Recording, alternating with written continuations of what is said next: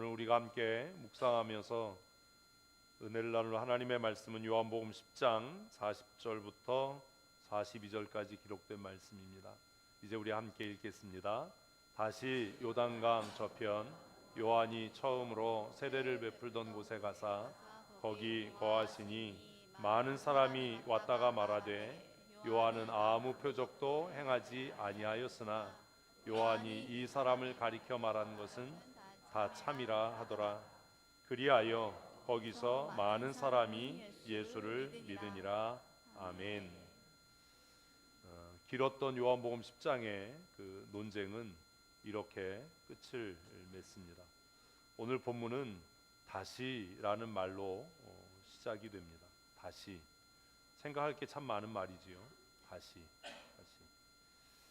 다시 하면 어떤 생각이 드세요? 생각이 별로 안 드세요? 예전에 좀 그 윈도우 프로그램 중에 그 버그가 많았던, 에러가 많았던 프로그램이 있었습니다. 그래서 어떤 때 이렇게 쓰다 보면 그 구동 프로그램이 엉켜서 공포의 파란 화면이 뜨죠. 그러면 뭐 해요? 리셋 버튼을 누르는 거예요. 다시 시작하는 것. 다시라는 말이 갖는 여러 가지 의미가 있는데 왜 요한복음 10장은 마지막을 이렇게 시작할까? 사실 지난주에 우리가 나눴던 말씀은 굉장히 길고 내용이 좀 복잡했습니다. 몇 주에 걸쳐서 이렇게 나눠서 살펴봤어야 되는데 충분히 이해하실 것이라고 믿고 한 주에 이렇게 묵상하면서 우리가 어떻게 살아가야 할까를 고민했고, 오늘은 이제 10장의 마지막 부분 다시로 시작합니다. 신앙생활을 하다가 낙심할 때가 있습니다. 근심될 때도 있고 좌절할 때도 있습니다. 가장 크게 낙심하고 힘겹고 상처되는 것은 자신에게 실망할 때입니다. 다른 사람 때문이 아니라 내 자신의 어떠함 때문에 실망하고 낙심될 때, 내가 너무 한심스럽고 너무 부끄러울 때, 그때가 가장 힘들고 어려운 때가 아닌가, 저는 개인적으로 그렇게 생각합니다. 다른 사람 때문에 낙심하고 다른 사람 때문에 상처받고 근심하는 일은 그냥 그 관계를 정리해버리면, 그냥 마음에서 떨어버리고 지워버리면 그 문제는 해결되지만 근본적으로 해결되지 않는 그 아픔과 낙심과 상처는 무엇이겠습니까? 내 자신에 대해서 내가 왜 이렇게 한심한가, 내가 이것밖에 안 되나 라고 하는 자기 자신에 대한 좌절이겠지요. 요한복음 10장의 그 긴 논쟁을 끝내고 어쩌면 예수님은 그런 고민에 사로잡힌 것이 아닌가라는 생각을 합니다. 지난주에 우리가 살펴봤던 말씀에 수전절에 겨울이었던 때에 예수님은 많은 사람들을 피해서 홀로 솔로몬의 행각을 거니셨습니다. 그때 유대인들이 와서 예수님께 질문을 했지요. 뭐라고요? 당신이 그리스도이면 우리에게 명확하게 말씀해 주십시오. 왜 우리를 혼란스럽게 합니까? 왜 우리의 마음에 의욕이 들게 합니까?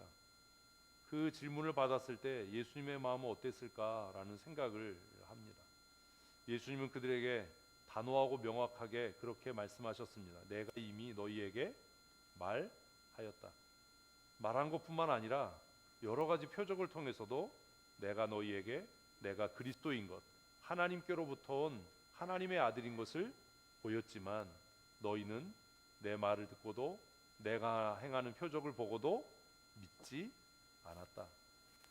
그리고 예수님께서는 너희가 믿지 않은 것은 내가 너희에게 명확히 말하지 않았기 때문도 아니고 내가 표적을 부족하게 보였고 행했던 것이 원인이 아니라 너희가 내 양이 아니기 때문이었다라고 말씀합니다. 그리고 긴 정말 복잡한 그 변증이 기록되어집니다.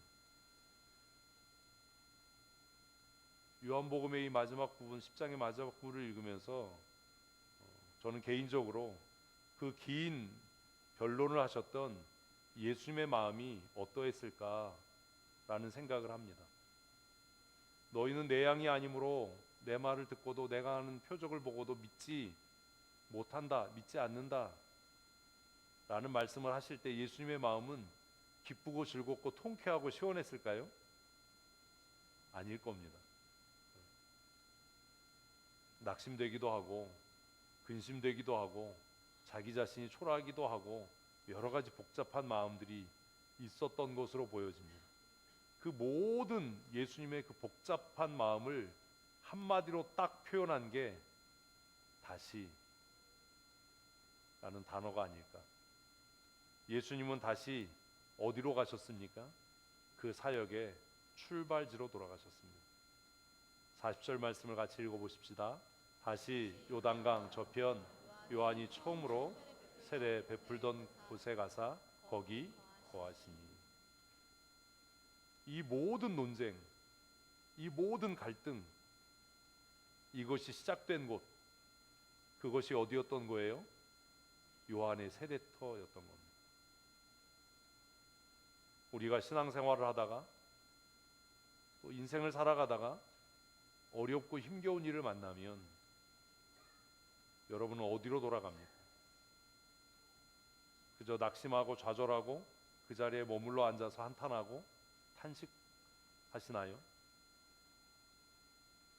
오늘 본문은 우리에게 내가 예수를 만났던 그곳, 내가 구원의 기쁨을 누렸던 그곳, 내가 구원의 확신을 얻었던 그 믿음의 자리로 다시 돌아가야 한다라고 말씀하고 있는 것은 아니겠습니까? 사랑하는 성도 여러분, 올해는 우리 교회가 이곳에 효자동 교회로 개척된 지 70년이 되는 해입니다. 지나간 70년의 역사 가운데 기쁘고 즐겁고 감격스러운 일도 있었고 마음 아프고 슬프고 부끄럽고 속상한 일들도 적지 않았지만 이제 우리가 힘써야 할 것은 다시 첫 출발점으로 돌아가는 일이 아니겠는가라는 생각을 합니다. 여러분 개인적으로는 내가 처음 예수 그리스도를 만났던, 고백했던, 내가 처음 이 사역을 시작했던 그 자리로, 저라면 제가 처음 개인적으로 예수 그리스도를 내 인생의 구주로 고백했던 시점으로, 내가 처음 신학교에 첫 발을 내딛던 그 뜨겁고 설레이던 그 가슴으로 하나님 앞에 헌신하기로 다짐하고 작정했던 그때로, 또 어렵고 힘겨웠던 그 7년 동안에 정말 전쟁 같은 그 공부를 마치고 드디어 목사 안수를 받던 그 눈물을 흘리면서 하나님 앞에 서약했던 그 자리로 돌아가라 라고 성경은 우리에게 말씀하고 있는 것은 아닌가라는 생각을 합니다. 지금 우리가 각각 처해 있는 상황이 어떠하든지 사랑하는 성도 여러분, 처음 신앙생활했던 그때로, 처음 예수님을 만났던 그 시간으로 우리가 하나님 앞에 충성하고 죽기까지 생명을 다해 헌신하기로 다짐했던 그 시간으로, 그 자리로 돌아가는 믿음의 사람들 되시기를 바랍니다. 아멘. 예수님께서는 비난하는 소리, 의심하는 소리, 정죄하고 돌로 치려고 하는 사람들의 그 아우성을 벗어나서 처음 메시아 사역을 공개적으로 시작했던 그 세례 요한의 세례터로 가셔서 거기에 거하셨다라고 본문은 말씀합니다. 한 주간 동안 말씀을 준비하면서 그런 생각을 했습니다. 월요일에 이 말씀을 읽고 혼자 그런 생각을 해봤어요. 예수님은 도대체 그곳에서 무슨 생각을 하셨을까? 무슨 다짐을 했을까? 무슨 결심을 했을까? 남은 삶을 어떻게 살아야지라고 결심하셨을까? 성경은 기록하지 않기 때문에 명확하게 알 수 없습니다. 그리고 제가 저에게 물었습니다. 그러면 너는 이제 남은 삶을 어떻게 살기를 원하느냐? 어떠한 삶을 살아가기로 선택하고 결정하겠느냐? 한 주간 동안 말씀드린 것처럼 월요일이면 이제 본문 말씀을 읽고 묵상하는 일을 시작합니다. 그리고 화요일에 이 말씀들을 다시 마음에 새기고 정리합니다. 참고해야 할 만한 자료들을 찾습니다. 일주일 내내 말씀을 묵상하고 그리고 수요일쯤 되면 이제 원고를 쓰기 시작합니다. 본문에서 벗어나지 않기 위해서 또박또박. 그리고 목요일 금요일 되면 정리하고 이제 외우고 무엇을 나누며 은혜를 받을까라는 생각을 합니다. 이 말씀을 한 주간 묵상하면서 제가 마음에 가졌던 결심은 처음 그 뜨거운 열정의 자리로, 그 뜨거운 헌신의 자리로 돌아가야 한다라는 것이었습니다. 사랑하는 성도 여러분, 오늘 이 예배가 또 이제 우리 70주년을 맞이하는 그 우리 감사 예배 시간들이 우리가 처음 예수님을 만났던, 우리가 처음 주님 내가 여기 있습니다, 나를 써주십시오라고 헌신했던 그 첫 믿음의 자리, 뜨거웠던 신앙의 자리로 돌아가는 결단의 시간이 되기를, 전환점이 되기를 축복합니다. 아멘. 예수님께서 그러하셨던 것 같이 오늘 본문이 정말 장엄하게 시작하는 이 한마디 다시라고 말씀하고 있듯이 우리의 실수, 우리의 잘못, 우리의 좌절, 이 모든 것들을 다 뒤로 하고 다시 하나님 앞에 서서 다시 헌신하고 다시 다짐하고 다시 결심하는 믿음의 사람들이 되십시다.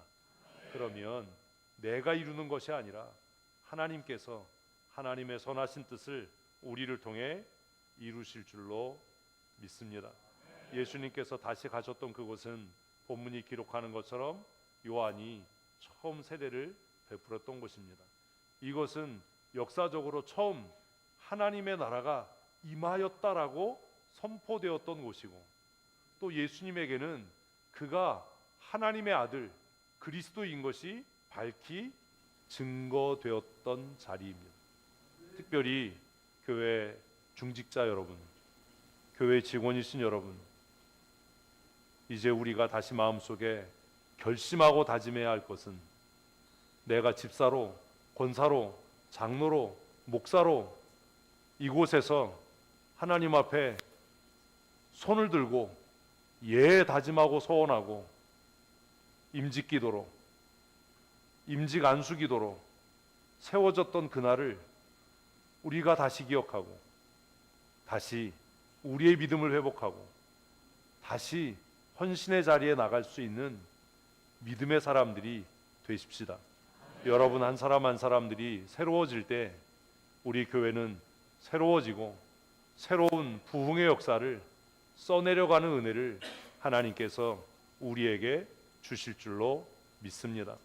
예수님께서는 돌로 치려는 사람들을 뿌리치고 처음으로 자신이 하나님께로부터 온 메시아라는 것이 선포되었던 그곳에 오셔서 아마 마음을 새롭게 하셨던 것 같습니다.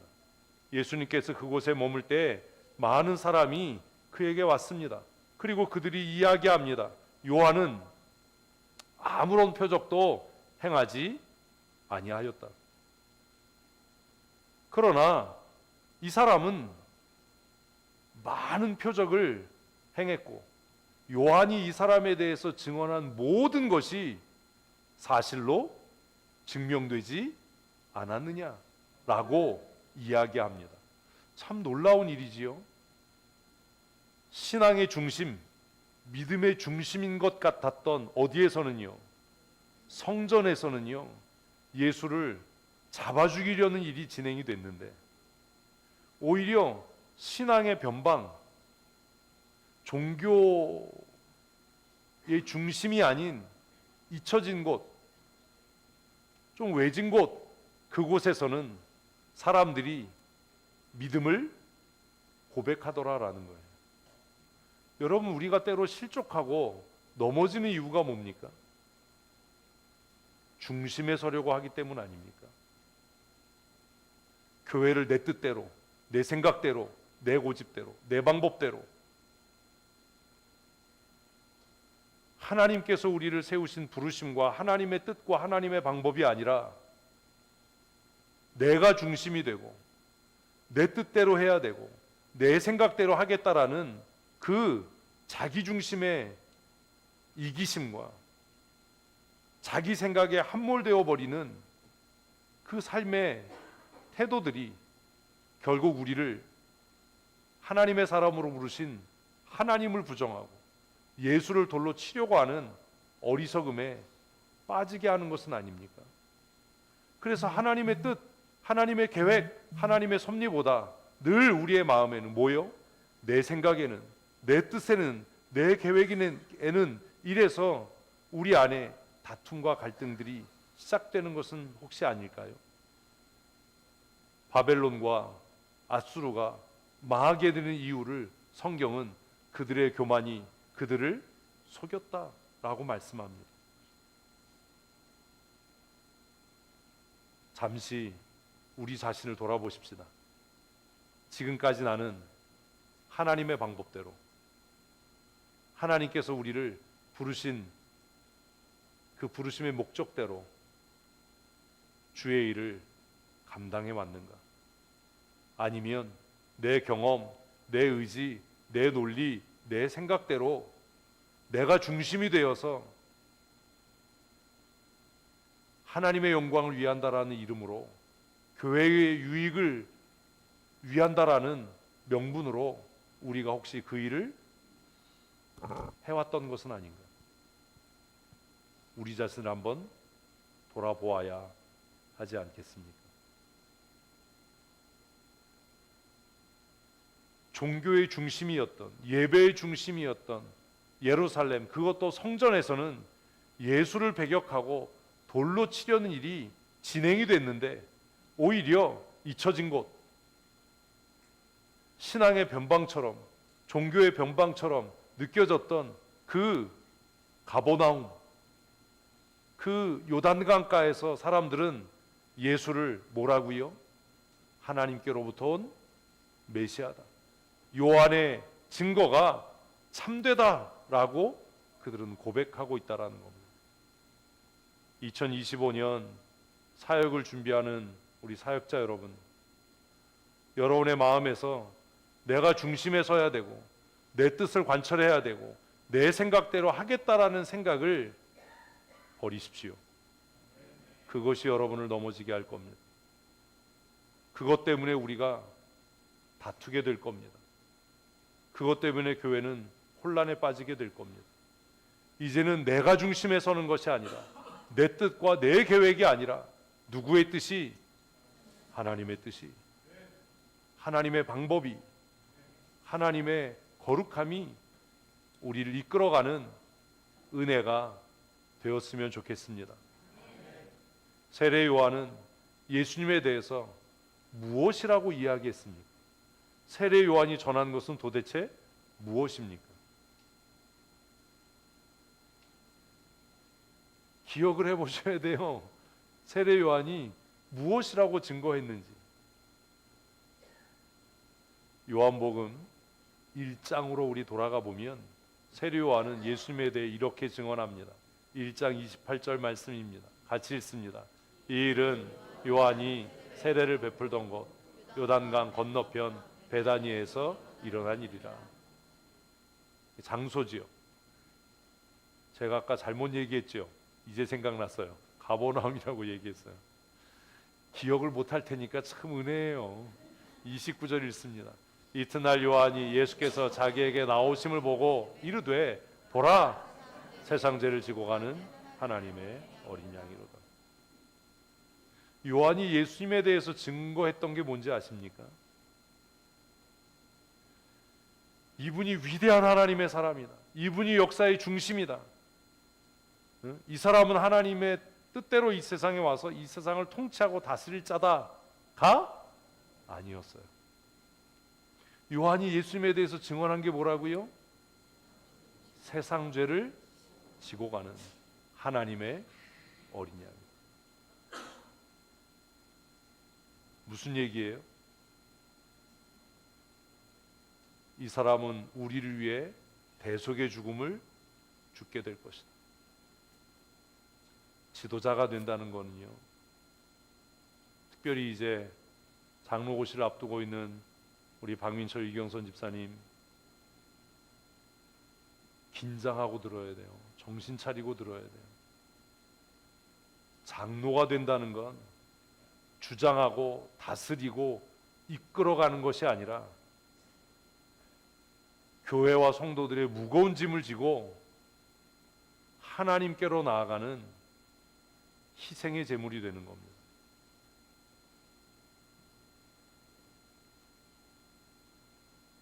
지도자가 된다는 것, 세상의 지도자들은 내 뜻대로, 내 의지대로, 내 방식대로 자신이 원하는 일을 추진하고 밀고 나가는 사람인지 모르지만,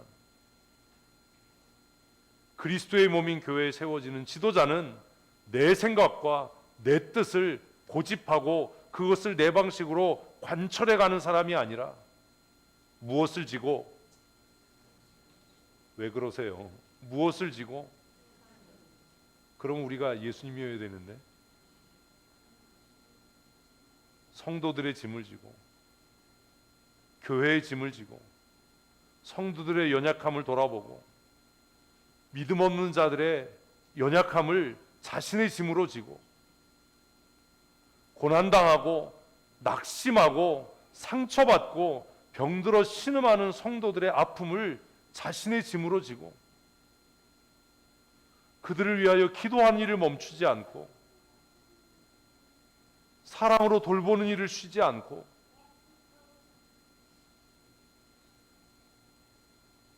희생의 제물로, 대속의 제물로 우리 앞서 가신 예수 그리스도를 따라가는 그 일이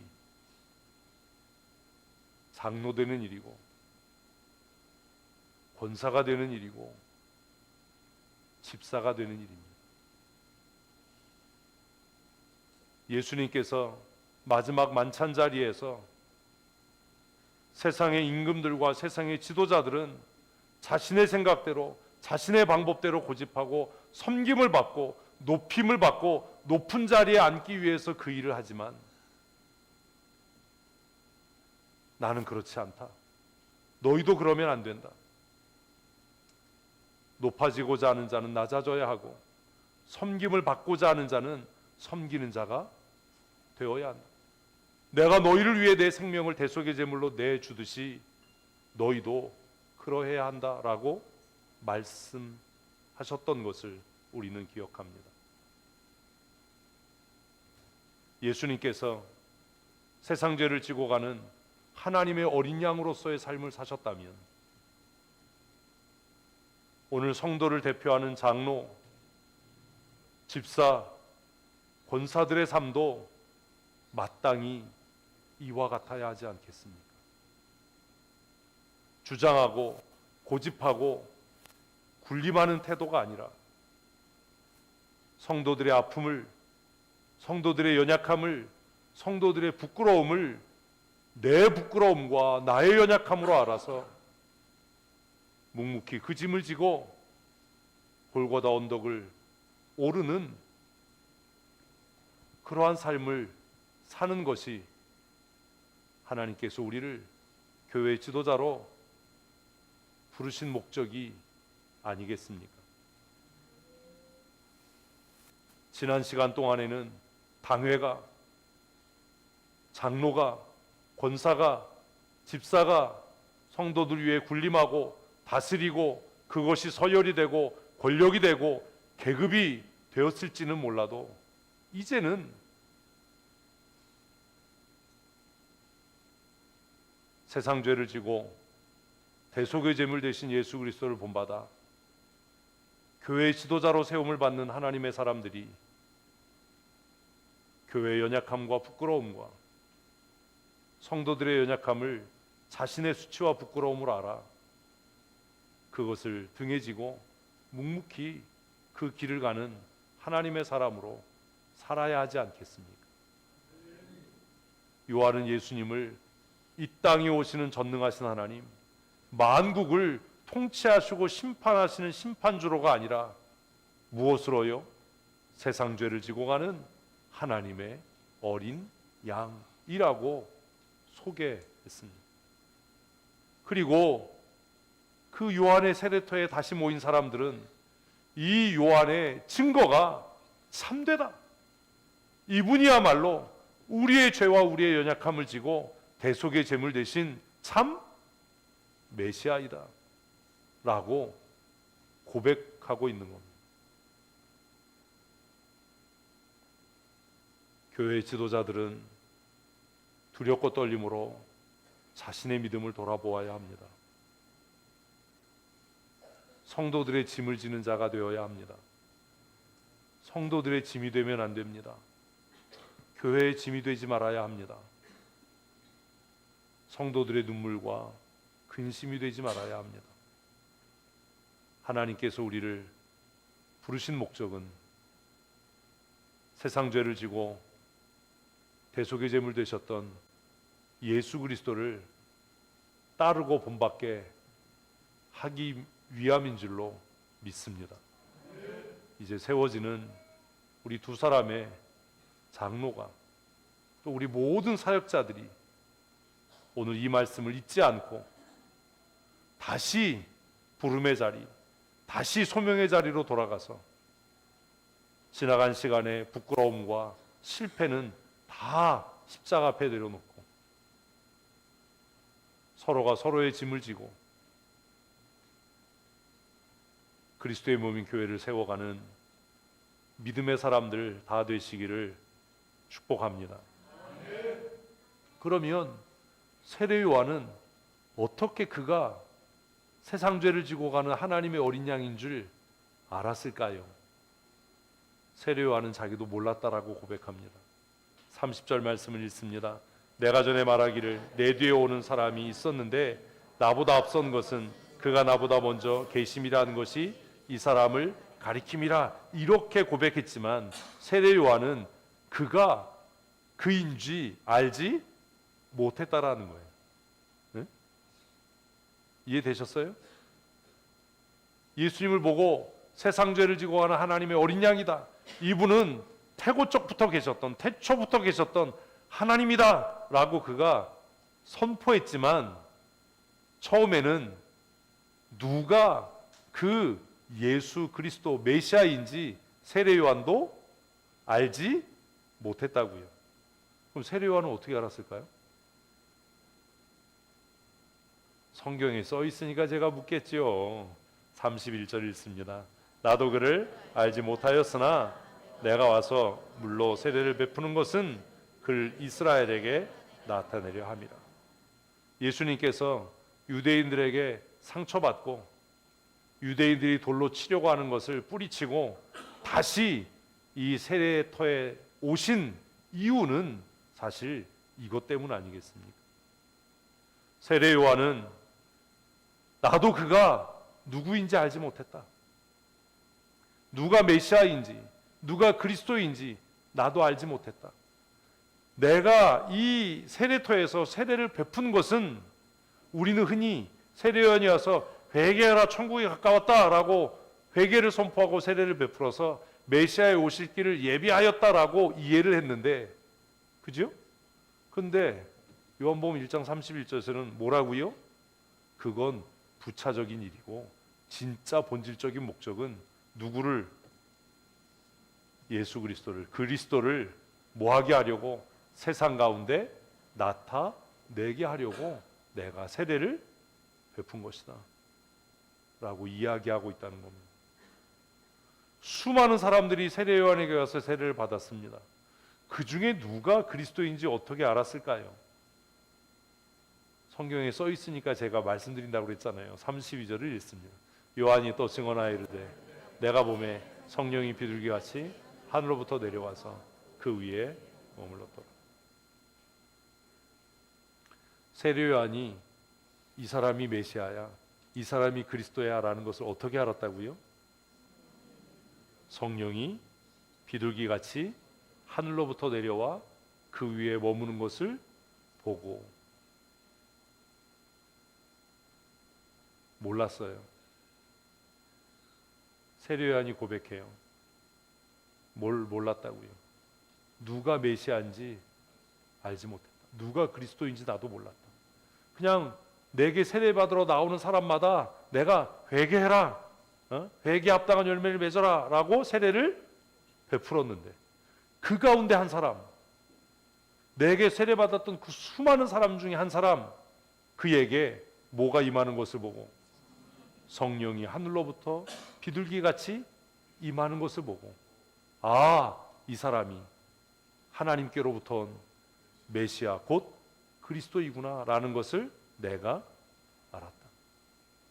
33절에 나도 그를 알지 못하였으나 나를 보내어 물로 세례를 베풀라 하신 그이가 나에게 말씀하시되 성령이 내려서 누구든지 누구 위에든지 머무는 것을 보거든 그가 곧 성령으로 세례를 베푸는 이인 줄 알라 하셨기에 내가 보고 그가 하나님의 아들이심을 증언하니라. 그러니까 세례 요한도 예수님께서 나오실 때 알았다고요? 몰랐다고요? 몰랐다고요. 그는 자신에게 맡겨진 사역을 충실히 감당했을 뿐이에요. 그런데 그가 한 청년에게 회개의 세례를 베풀었는데 하늘이 열리고 약속하신 말씀대로 하늘로부터 성령이 비둘기같이 임하는 것을 보고서야 아, 이 사람이, 이 청년이 누구로부터 온 하나님께로부터 보내심을 받은 하나님의 아들 그리스도이구나 라는 것을 깨달았다는 겁니다. 사랑하는 성도 여러분, 목사의 목사됨, 장로의 장로됨, 권사와 집사의 그 됨됨은 무엇으로 증명된다고요? 성령이 그에게 임하셨는 거예요. 그가 성령께 사로잡힌 자예요. 왜 그토록 우리가 모일 때마다 기도회를 할 때마다 성령 충만합시다, 성령 충만해야 합니다 라고 기도하는지 이제 아시겠습니까? 성령 충만은 해도 되고 안 해도 되는 문제가 아닙니다. 우리가 스스로 내가 목사요, 내가 장로고, 내가 집사고, 권사라고, 내가 하나님의 택하심을 받은 하나님의 사람이라고 말하고 그렇게 행하고 그렇게 주장하려면 내가 목사이고 장로이고 집사이고 권사인 증거는 임직받았다, 내가 성도들의 선택을 받았다가 아니라 내게 무엇이 성령이 임하셨다라는 것이어야 한다라는 거예요. 사랑하는 성도 여러분, 특별히 교회 직원된 여러분, 성령 충만하십시오. 성령 충만하지 않으면 목사라는 이름을 가지고 있으면서도 마귀 노릇합니다. 성령께 사로잡히지 않으면 하나님의 일을 한다고 이야기하고 교회를 한다고 이야기하면서 마귀의 일을 합니다. 해마다 총회 선거 시즌이 되면 별별 이야기들이 난무합니다. 지난 한 주간 동안에도 누가 이런 기사를 썼다, 누가 이런 기사를 썼다, 누가 이렇게 허위 사실을 유포하는데 이걸 법적으로 대응해야 되지 않냐, 이거를 어떻게 처리해야 되지 않냐라는 연락과 문의들이 계속 옵니다. 어떻게 했으면 좋겠냐, 어떻게 대응했으면 좋겠냐. 제가 뭐라 그러게요? 그냥 내버려 두십시오. 그는 그의 일을 하는 겁니다.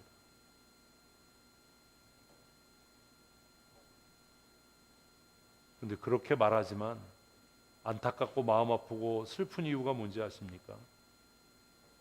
음해를 당하고 손해를 보고 가십거리가 돼서가 아니라 그 일을 하고 있는 사람들이 목사요 장로라는 겁니다. 그런 기사를 쓰고 그런 글을 쓰고 있는 사람들이 목사이고 장로들이기 때문입니다.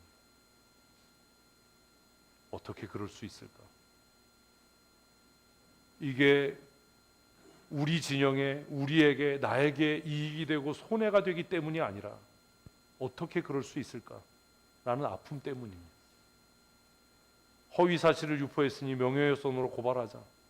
허위사실을 유포했으니 이것에 대해서 법적인 책임을 우리 물어야 되지 않냐? 제가 그런 분들을 만류하거든요. 하지 마십시오. 그래봐야 결국 상처를 입는 건 교회이고 세간에 더럽혀지는 건 하나님의 이름의 영광 아닙니까?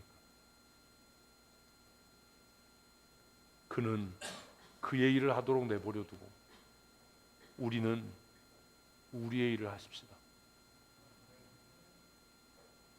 그렇게 말해요. 근데 그렇게 말하면서도 마음은 씁쓸한 겁니다. 여러분 스스로에 대해 자만하지 마십시오. 우리가 하나님의 세우심과 부름을 받고 성도들의 선택을 받았다 하더라도 성령으로 충만하지 않으면 우리는 언제든지 마귀의 종노릇을 하게 될 겁니다. 그리스도의 핏값으로 세우신 교회를 흔들고 허는 일들을 하게 될 겁니다. 그런 악을 도모하는 사람들의 행태는 다 똑같습니다. 그렇게 글을 쓰고 기사를 쓰고 나서 뭐라고 얘기하지요? 아니면 말고. 아니면 말고. 그렇게 글을 쓰고 그렇게 기사화를 해서 사실인 것처럼 얘기해 놓고 아유 내가 착각했나 봐요.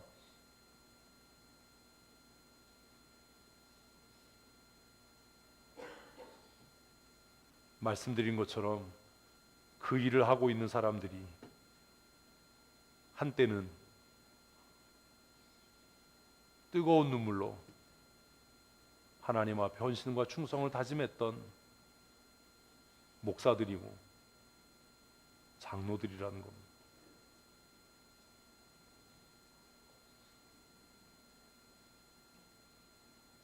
여러분은 지금 성령으로 충만하십니까?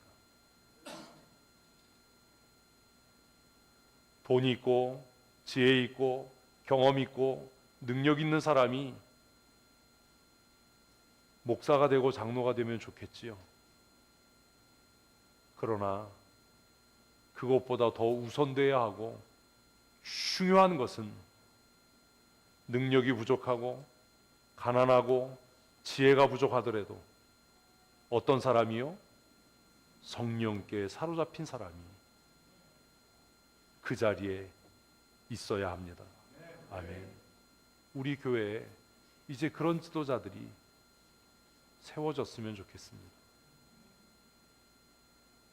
돈이 없어도 경험이 부족해도 배운 것이 없어도 능력이 없어도 기도하는 일을 멈추지 않고 말씀 묵상하는 일을 멈추지 않고 위로부터 임하는 성령의 은혜를 사모하고 성령께 사로잡혀서 하나님의 때에 하나님의 일을 하는 하나님의 방식으로 하나님을 영화롭게 하는 하나님의 사람들이 되십시다. 세례 요한은 예수님에 대해 이렇게 증언했습니다. 놀라운 건 그 세례 요한의 터에 모여들었던 사람들이 세례 요한은 많은 표적을 행하지 않았지만 그가 이 사람에 대하여 한 증언은 참되다. 율법학자들도 종교 지도자들도 깨닫지 못했던 그것을 그들은 고백하고 있다는 겁니다. 그래서 다시 생각하게 되는 거죠. 아, 하나님께서 택하신 사람은 역시 뭐가 달라도 다른가 보다. 다른가 보다. 그리고 그들은 믿음으로 믿음에 이르렀습니다. 그래서 요한복음 10장 마지막 42절은 뭐라고요? 그리하여. 이 그리하여도 굉장히 의미심장하잖아요. 그리하여. 거기서 많은 사람이 예수를 믿으니라. 아멘. 예수님 거기서 표적을 행하지 않았어요. 예수님이 어떤 말도 하지 않았어요. 그냥 세례 요한이 세례를 베풀었던 그곳에 서 계시기만 했던 거예요. 그런데 그곳에 몰려왔던 많은 사람들이 예수님을 향해서, 세례 요한은 아무런 표적도 행하지 않았지만 세례 요한이 이 사람을 향해 했던 증언은 뭐하다? 참되다. 그 고백을 듣고 그곳에 모였던 많은 사람들이 예수를 믿었다. 아니, 어떻게 그럴 수 있지? 그렇게 길게 논쟁하고 토론했던 사람들은 결국 돌로 예수님을 치려고 했는데, 예수님께서 많은 표적을 보였던 사람들은 의심하고 의혹하고 예수를 믿지 않고 귀신 들렸다라고 바알세불의 힘을 빌어서 이가 이 일을 한다라고 말했는데, 어떻게 그 변방에 있었던 사람들, 그들은 예수를 믿을 수 있었어요. 이것에 대해서 로마서는 이렇게 정의합니다. 같이 읽습니다. 복음에는 하나님의 의가 나타나서 믿음으로 믿음에 이르게 하나니. 아멘. 어디에는? 복음에는. 여기서 말하는 복음은 예수 그리스도입니다. 예수 그리스도, 그분은 하나님의 의다. 하나님의 의다. 그래서 예수를 만나는 사람, 예수를 주로 고백하는 사람, 예수를 믿는 사람은 믿음에서 어디로? 믿음으로 이르는 은혜를 하나님께서 주신다. 지식에서 믿음이 아닙니다. 논쟁에서 믿음이 아닙니다. 경험에서 믿음이 아닙니다. 어디에서요? 믿음에서 믿음에 이르게 한다. 아멘. 그래서 우리가 구해야 할 게 무엇입니까? 하나님, 나에게 믿음 없음을 긍휼히 여기시고 나에게 반석과 같은 믿음을, 흔들리지 않는 믿음을, 강철과 같은 믿음을 내게 주시옵소서. 아멘. 우리는 광복절을 며칠 전에 보냈습니다. 글로 나라 사랑을 힘있게 전했던, 무력으로가 아니라 펜으로 죽는 날까지 독립운동을 했던 한 시인은 그의 시 가운데 강철 무지개가 떴다라는 표현을 합니다. 아니, 어떻게 무지개를 강철에 빗대어 이야기할 수 있었을까? 그 시인은 어쩌면 조국 독립에 대한 그 기대를 모진 고문과 박해와 탄압에도 꺾이지 않고 굴하지 않는 민족 정신을 무엇으로? 강철 무지개로 표현해낸 것 아닌가? 저는 그렇게 생각합니다. 강철과 무지개, 아무 관계가 없어 보이잖아요. 어울리지 않아 보이잖아요. 그런데 그는 강철 무지개가 떴다 라는 짤막한 식기를 통해서 이 나라, 이 민족은 반드시 독립되고야 말 것이고,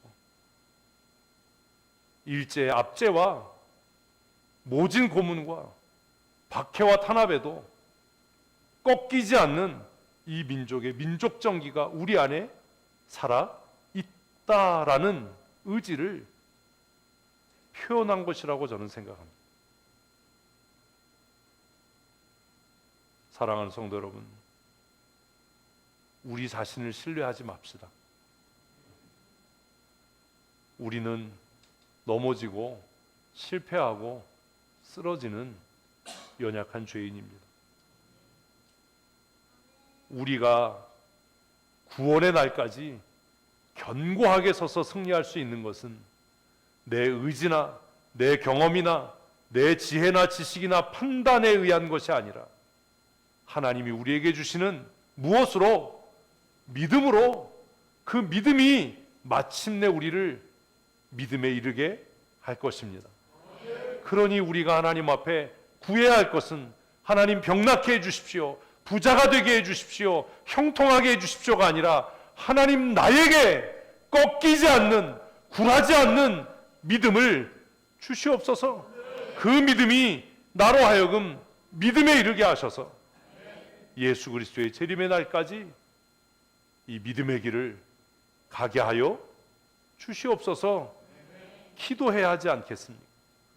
그래서 바울은 로마서 1장 17절에서 기록된 바 구약 성경에도 말씀하시는 것처럼 오직 의인은 믿음으로 말미암아 산다. 아멘. 아멘. 이렇게 말씀하는 겁니다. 이제 우리 교회에 새롭게 세워지는 두 사람의 장로가 자신의 경험, 지식, 의지, 힘과 수고와 노력을 자랑하는 것이 아니라 내게 하나님께로부터 받은 믿음이 있습니다. 아멘. 이것을 의지하고 이것을 고백하는 하나님의 사람이었으면 좋겠습니다. 내가 이런 경험이 있습니다, 나에게 이런 지식이 있습니다, 그러니 내가 이 일을 잘 해낼 수 있습니다가 아니라 하나님께서 내게 주신 무엇이 있습니다? 믿음이 있습니다. 그 믿음이 우리를 마침내 믿음으로 이끌어 승리케 할 것입니다. 그리고 우리 춘천 성도교회가 예수 그리스도의 재림의 날까지 흔들리지 않는 믿음으로 승리하게 될 것입니다라고 고백하는 그런 지도자들이 되었으면 좋겠습니다. 이미 장로가 되고 권사가 되고 집사가 된 성도 여러분, 여러분 자신을 의지하지 마십시오. 여러분 자신을 신뢰하지 마십시오.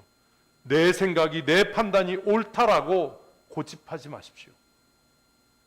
이제 우리가 하나님 앞에 엎드려 간절히 사모해야 할 것은 하나님 나의 믿음 없음을 긍휼히 여기시고 나에게 하나님 아버지께로부터 임하는, 하늘로부터 공급하시는 믿음의 은혜를 주셔서 내가 내 의지로 서는 것이 아니라 그 믿음으로 승리하는 하나님의 사람이 되게 하여 주시옵소서.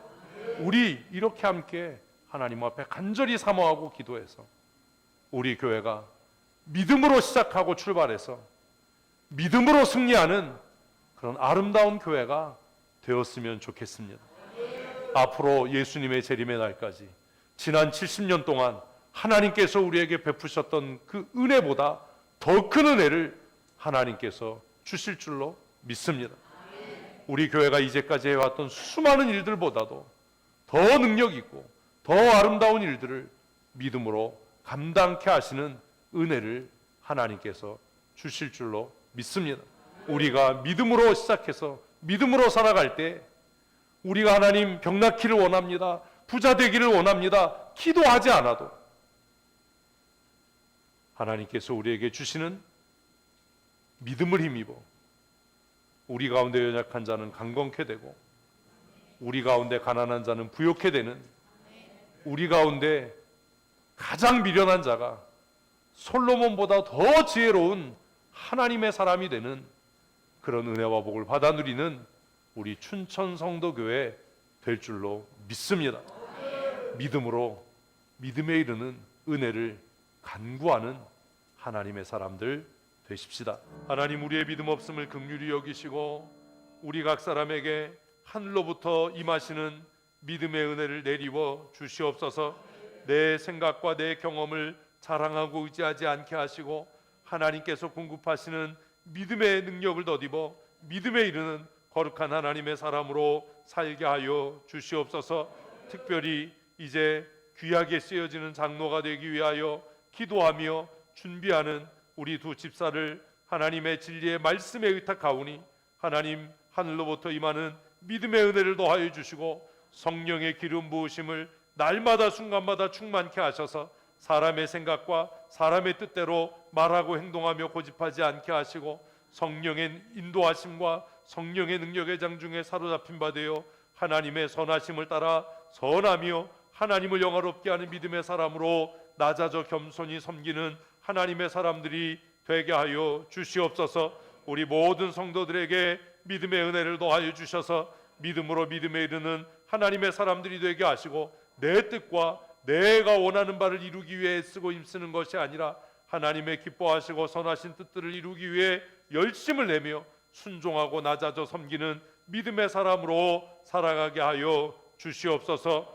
우리의 생명이 되시고 우리의 선한 목자 되시며 양의 문이 되시는 우리 구주 예수 그리스도의 크신 은혜와 아버지 하나님의 크고 놀라우신 사랑하심과 성령님의 교통하시고 충만케 하시며 때를 따라 믿음의 은혜를 더하여 주셔서 믿음으로 승리케 하시고 믿음으로 믿음에 이르게 하시는 강권적인 은혜와 충만케 하시는 역사하심이 오늘 이곳에 함께 모여 이제 새로운 하나님의 은혜의 때를 사모하며 믿음으로 살아가기로 다짐하고 간절히 하나님 앞에 믿음의 은혜를 간구하며 믿음으로 승리하는 삶 살기로 다짐하는 사랑하는 주의 권속들 머리머리 위에와 우리 춘천 성도교회와 사랑하는 성도들과 그들의 가정과 사랑하는 자녀들과 출입하며 경영하는 일터와 사업장 위에 영원토록 함께 있을지어다.